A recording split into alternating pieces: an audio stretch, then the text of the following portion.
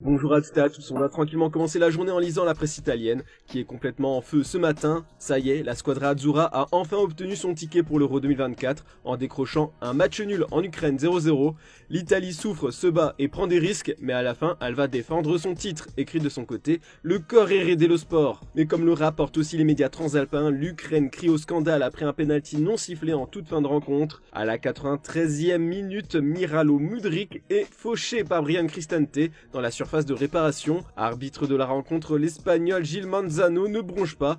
Interrogé à ce sujet, Rebrov, le sélectionneur ukrainien, ne cachait pas son étonnement. Je vais vous lire sa déclaration. Cristante sur Mudryk, pour moi c'était un penalty, il n'y a pas de doute, mais ce n'est pas à nous de décider, l'arbitre n'a pas été appelé pour vérifier. Il y a la VAR qui manifestement n'a pas jugé bon d'appeler l'arbitre au contrôle. Bon, et qu'est-ce que l'on peut lire en Angleterre? Eh bien que les Lions ont fait un triste match nul 1-1 contre la Macédoine du Nord, un spectacle burlesque pour le Daily Star, très critique. Voici comment le tabloïd résume la rencontre. Un but chanceux contre son camp sauve les Lions boiteux après un penalty digne d'une mauvaise blague. Du côté du Daily Mail, on salue tout de même la prestation d'Harry Kane qui a su au moins mettre la pression sur les défenseurs adverses pour qu'il marque à sa place. Enfin, The Sun se moque des dernières déclarations du sélectionneur Gareth Southgate qui expliquait vouloir devenir numéro 1 au classement mondial. Parlons des espoirs français pour être bien complet sur les résultats d'hier soir. Au Havre, les Bleuets ont été écrasés par les Sud-Coréens 3-0. Il y a quelque chose qui s'appelle dans le football être réaliste.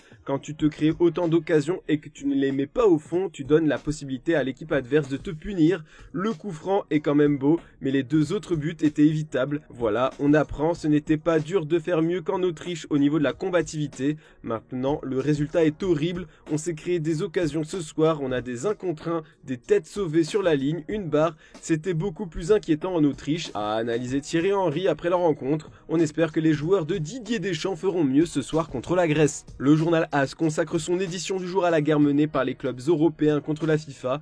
Comme on vous l'a expliqué dans notre gîte, de nombreux joueurs se sont retrouvés blessés pendant cette trêve hivernale qui n'est pas terminée encore. Le journal compte 19 stars mondiales actuellement à l'infirmerie pour un long moment. On peut en voir certaines sur la une. Marca met surtout en avant les genoux des footballeurs. C'est la partie du corps la plus souvent touchée et le nombre de blessures au niveau de ce membre ne fait qu'augmenter. L'instance dirigeante du football mondial va indemniser les clubs, mais ce n'est pas assez pour certains coachs comme Ancelotti et Pep Guardiola qui poussent régulièrement des coups de gueule sur le calendrier trop chargé. La FIFA et l'UEFA ont promis de modifier le calendrier international à partir de 2024. Lisons un peu plus attentivement le journal Marca, à en croire les informations des journalistes espagnols. Les dernières prestations de Joao Félix inquiètent l'Atlético. Le Portugais n'a pas trouvé le chemin défilé lors de ses 11 derniers matchs avec le Barça. Les colchoneros espèrent que le Barça va avoir les finances nécessaires pour enfin l'acheter. On va continuer à lire les journaux espagnols, on va surtout ouvrir les pages intérieures de Sport pour découvrir un article sur Carlo Ancelotti.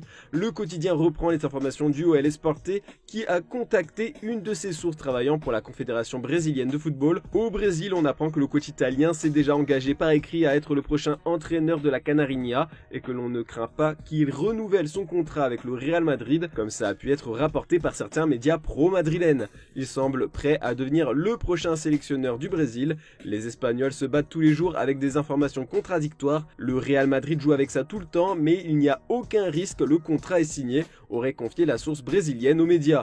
Si c'est le cas, c'est illégal car il a un contrat jusqu'en juin 2024 avec le club madrilène. Passé janvier, ce sera différent et accepté. Benjamin Mendy porte plainte contre Manchester City. Cette annonce fait énormément réagir les médias anglais ce mardi. Hier, Sky Sport nous a rapporté que le Français a déposé une plainte réclamant plusieurs millions de livres sterling contre Manchester City pour salaire impayé. Une information confirmée aux médias anglais par le représentant juridique du joueur. Ce matin, le Merlu est donc à la une un peu partout. Pour rappel, il a été absent des terrains entre le 15 août 2021 et le 17 septembre 2023 après avoir été reconnu non coupable de viol, tentative de viol et agression sur cette femme entre octobre 2018 et août 2021 devant le tribunal de Chester.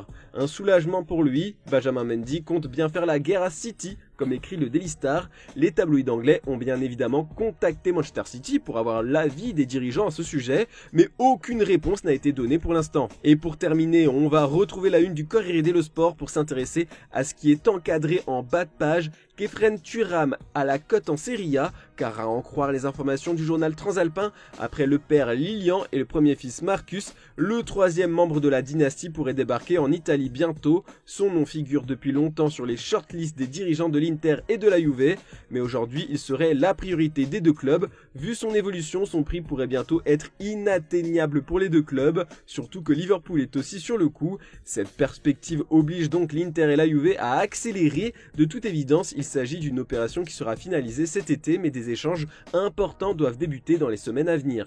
Les Nerazzurri ont un avantage de taille pour l'instant, ils ont déjà le grand frère pour le convaincre de signer. Nice devrait exiger au moins 40 millions d'euros pour le laisser filer, mais attention, d'après AS, Oscar Damiani, ancien joueur de la Juve et agent de Lilian Thuram, a recommandé Khéphren Thuram à Carlo Ancelotti, qui ne serait pas insensible, encore faut-il qu'il reste au Real Madrid. Voilà, c'est tout pour ce mardi, on se retrouve demain matin pour une nouvelle revue de presse. N'oubliez pas le JT Foot Mercato en fin d'après-midi. Bonne journée à toutes et à tous.